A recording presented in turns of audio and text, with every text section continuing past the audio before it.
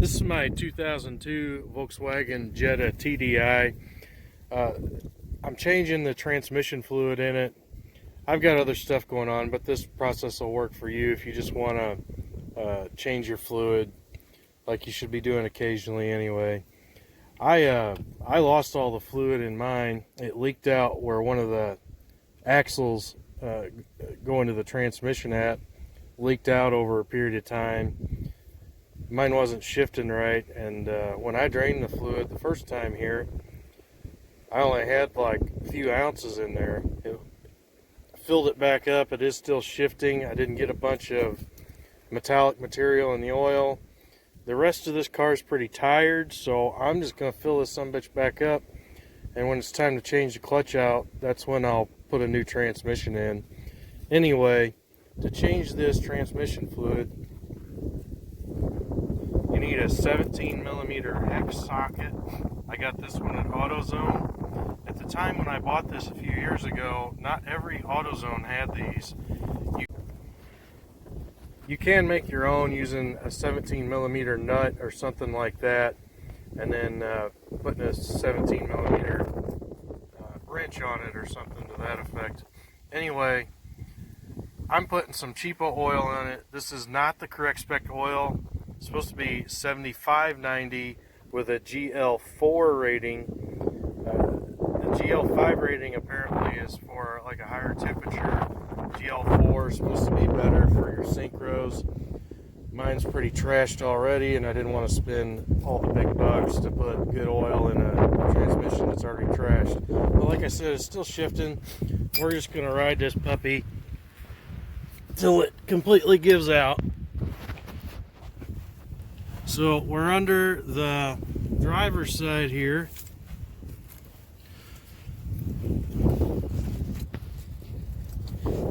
Transmission side. There's your 17mm drain plug. And up here on the side of the transmission, although still pretty low, because remember this thing only takes like 2 quarts, give or take.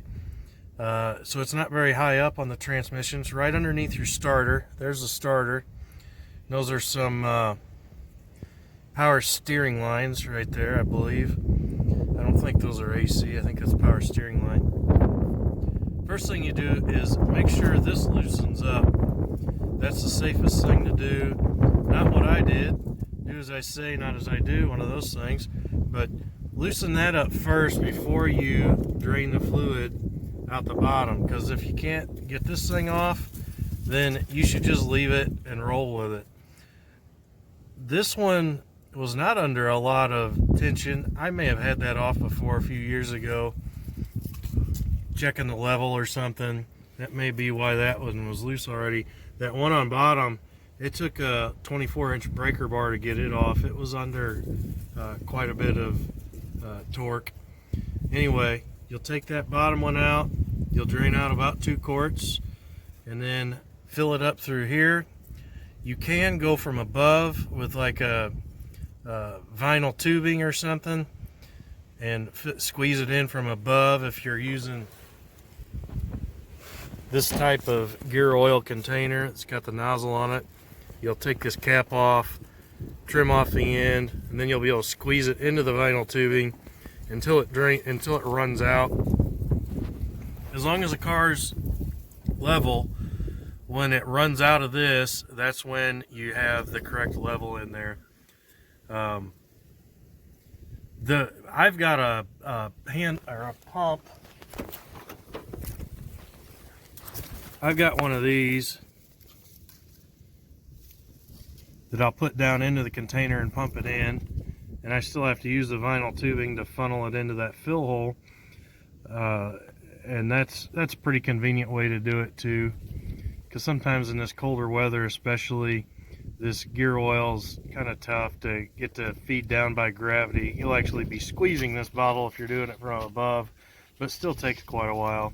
This pump makes pretty quick work of it, surprisingly. It's another tip. I always keep vinyl lying around, because you can go to like a farm and home store, probably some other places.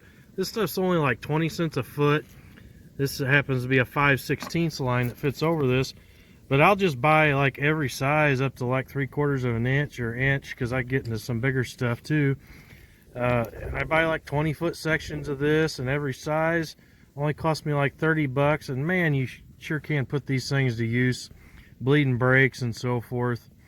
In fact, when I bleed brakes, I run a line all the way from the back to my my reservoir. I don't run it into a container, and I can just pump the hell out of it by myself. I don't need one of those vacuum things, and that for me, that works the best for bleeding brakes. I've never had much success with those vacuum pumps. But anyway, I won't drain it because I've already done that. That's pretty self-explanatory, but I'll come back as I'm filling it here. Okay, I got just shy of 2 quarts in there. Probably had about 4 ounces left in the second bottle, in the second quart bottle. And it is running out the fill tube now. So we're full.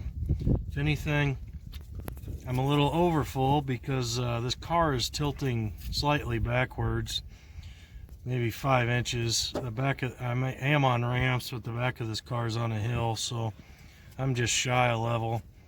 So there's no need to buy 3 of those quart containers, just buy 2 of them. You'll have plenty to fill your transmission up. So I'm gonna put this plug back in and we're done.